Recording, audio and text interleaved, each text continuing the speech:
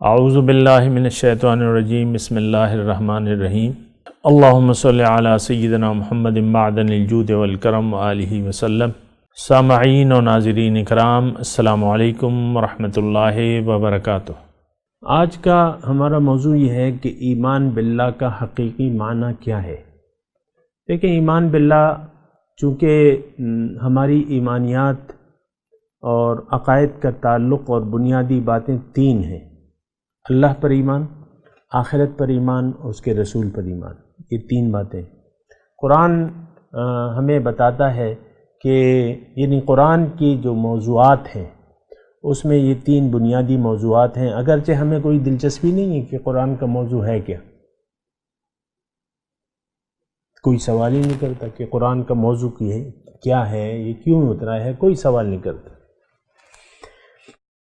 تو بہرحال اس کے بارے میں جواب یہی ہے کہ قرآن کی تین موضوعات ہیں۔ اس کا مخاطب کون ہے؟ اس کا مخاطب انسان ہے، میں ہوں، آپ ہیں۔ یہ بات ذرا نوٹ کر لیں۔ اصل میں تو ہم ایسے ماحول میں رہ رہے ہیں کہ قرآن سے ہم نے قطعاً ترک تعلق کر دیا ہے۔ قرآن کے بارے میں ہم نہ جاننا چاہتے ہیں، نہ جانتے ہیں، نہ جاننا چاہتے ہیں۔ یہ بڑی خطرناک بات ہے۔ قرآن کے بارے میں ہم نہ جانتے ہیں، نہ جاننا چاہتے ہیں۔ تو بہرحال ایسی بات نہیں ہونی چاہیے۔ قرآن جو ہے ہماری بنیاد ہے، یہ ایک بات نوٹ کر لیں، ہماری اصل ہے، ہماری جڑ ہے۔ اور قرآن کیا ہے؟ اس میں اللہ تعالیٰ نے باتیں کی ہیں مجھ سے۔ کس سے؟ مجھ سے، انسان سے براہ راست باتیں کی ہیں۔ آپ نماز کے لیے جب کھڑے ہوتے ہیں تو آپ براہ راست اللہ تعالیٰ سے بات کرتے ہیں کہ ایاک نعبد و ایاک نستعین اہدنا صراط المستقیم۔ ایمان باللہ کا حقیقی معنی میں آج کے موضوع کے بارے میں اسی بارے میں بات کر رہا تھا۔ ایمان باللہ کا حقیقی معنی یہ ہے، جیسے کہ میں نے گزشتہ نشست میں بھی آپ کو بتایا، کہ آپ کا جو یعنی زندگی گزارنے کی بنیاد ہو وہ اللہ ہو۔ اس کو دین میں کہتے ہیں للہیت، دین میں اس کو کہتے ہیں للہیت، کہ آپ اللہ کے لیے یعنی یقین کر لیں کہ آپ کو اللہ نے پیدا کیا ہے، نمبر ایک بات۔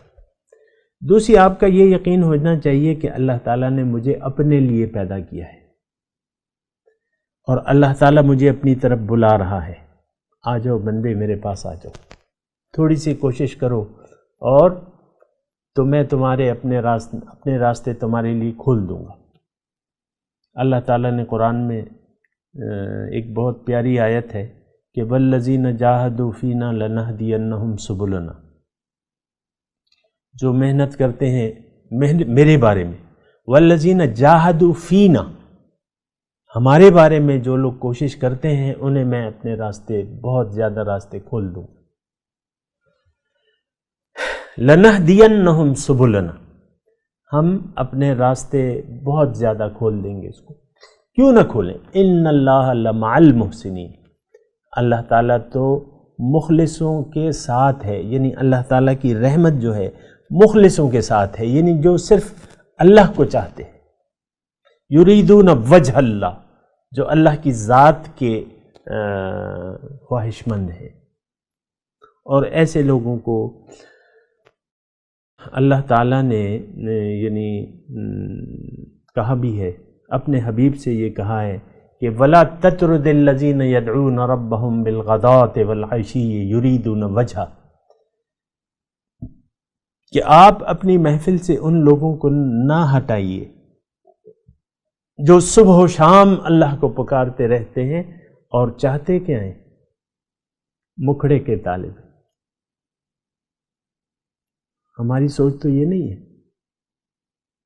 ہم تو چاہتے ہیں لیکن کوئی کسی کا مکھڑا چاہتا ہے دنیا میں، لوگوں میں، اور کہ بھئی مجھے یہ پسند ہے، وہ پسند ہے۔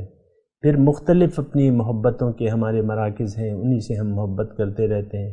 مختلف ارادے ہیں، مختلف خواب ہیں، وہی خواب ہم دیکھتے رہتے ہیں اور وہی ہمارے دل میں بت بن کے ہم نے اس کو بٹھایا ہوا ہے۔ ایمان باللہ کا حقیقی معنی یہ ہے کہ آپ صرف اللہ کے لیے اپنی زندگی کو خاص کر دیں۔ بات سمجھ میں آ رہی؟ صرف اللہ تعالیٰ کے لیے اپنی زندگی کو خاص کر دیں، اللہ کے لیے جینا، اللہ کے لیے مرنا، زندگی اللہ کے لیے خاص کر دیں۔ باقی دنیا کی خواہشات، یعنی خواہشات نہیں، وہ تو جو ضروریات ہیں وہ تو اسلام آپ کو نہیں روکتا کہ آپ ان کو استعمال کریں یا اس سے استفادہ کریں۔ جو بھی زندگی ہے، مروجہ زندگی ہے، یہ آپ کی ضروریات ہیں۔ ضرورت سے زائد کی خواہش جو ہے وہ نامناسب ہے، وہ آپ کے ایمان باللہ کے خلاف ہے۔ یہ بات نوٹ کر لیں، ضرورت سے زائد کی خواہش جو ہے وہ نامناسب ہے، ناجائز ہے، وہ آپ کے ایمان باللہ کے منافی بات ہے۔ ضرورت کیا آپ لمبے لمبے خواب دیکھیں اور بس دیکھتے چلی جائیں، اور آپ پھر یہ ہے کہ دیکھیں، اس میں آپ کو ایک ٹیسٹ بھی بتاتا ہوں کہ آپ کا دل اگر یعنی اللہ میں، یعنی اللہ کی طرف ہے یا دنیا کی طرف ہے، تو آپ دیکھیں اپنی خواہشات کو دیکھیں، آپ اپنے کس بات پر آپ رنجیدہ ہوتے ہو یا کس بات پر خوش ہوتے ہو۔ اگر ان چیزوں کا تعلق ظاہر سے ہے تو اس کا مطلب یہ ہے کہ آپ کا دل ظاہر سے ہے، ظاہر میں ہے۔ آپ اپنی دیکھ لیں نا، مطلب انسان کوئی نہ کوئی ٹینشن تو ہوتی ہے نا، آپ کی ٹینشن اگر ظاہر ہے تو آپ کا دل ظاہر میں ہے۔ آپ کی ٹینشن اگر اللہ ہے، اللہ کی رضا ہے، تو پھر یقیناً آپ کی جو آپ کا ایمان باللہ ہے، یہ میں کہہ سکتا ہوں۔ اگر آپ کو فکر ہے اللہ کی کہ اللہ تعالیٰ اس وقت مجھ سے راضی ہے یا ناراض ہے، یا میں جو بھی کام کر رہا ہوں یا کر رہی ہوں، اور میرے یہ خیالات ہیں دنیا کے بارے میں، تو پھر یہ ہے کہ آپ یعنی آپ کی منزل اگر اللہ ہے اور اللہ کی خوشنودی ہے، یہ آپ کو میں وہ ٹیسٹ بتا رہا ہوں جو آپ از خود وہ کر سکتے ہیں اس کا، کہ اگر آپ کی منزل اللہ ہے تو پھر یہ ہونا چاہیے کہ آپ کی ساری توجہ اللہ تعالیٰ کی طرف ہونی چاہیے، اور آپ کو اللہ تعالیٰ کی یاد یعنی آپ پر حاوی ہونی چاہیے ہر وقت، ہمہ وقت اور ہمہ جہد جو ہے آپ کو اللہ تعالیٰ کی فکر ہو۔ فکر کیا کہ اس وقت اللہ تعالیٰ مجھ سے راضی ہے یا ناراض ہے۔ تو اگر ایسا ہے کہ آپ کو اللہ کی فکر ہے کہ اس وقت اللہ تعالیٰ میں جو کچھ کام کر رہا ہوں یا کر رہی ہوں اس سے اللہ تعالیٰ راضی ہے یا ناراض ہے، میرے جو زندگی ہے اور جو کچھ میں سوچ رہا ہوں اور جو کچھ میں کر رہا ہوں، اور تو اس سے یعنی یا میرے جو اخلاق ہیں اللہ تعالیٰ مجھ سے راضی ہے کہ ناراض ہے، تو وہ تو آپ کو آسان ہے کہ راضی ہے ناراض ہے، آپ دیکھ لیں اپنے آپ کو قرآن اور حدیث کے سامنے پیش کریں۔ یعنی اگر آپ یہ جاننا چاہتے ہیں کہ اللہ تعالیٰ مجھ سے راضی ہے یا ناراض ہیں، تو اپنے آپ کو آپ نے شریعت کے سامنے پیش کرنا ہوگا۔ اللہ تعالیٰ اور اس کے رسول کی رضائیں جو ہیں وہ قرآن میں ہیں اور حدیث میں ہے، یہ ایک ہی چیز ہے، قرآن اور حدیث ایک ہی چیز ہے، سارا اللہ کی رضا ہے۔ حدیث اور قرآن میں فرق نہیں ہے، یہ سب ایک ہی چیز ہے۔ تو آپ کو پھر اس شریعت کے سامنے اپنے آپ کو پیش کرنا ہوگا، پھر آپ کو پیش کرنا ہوگا اپنے آپ کو اخلاق محمدی کے سامنے، کیونکہ اخلاق محمدی کیا ہے؟ یہ قرآن ہے۔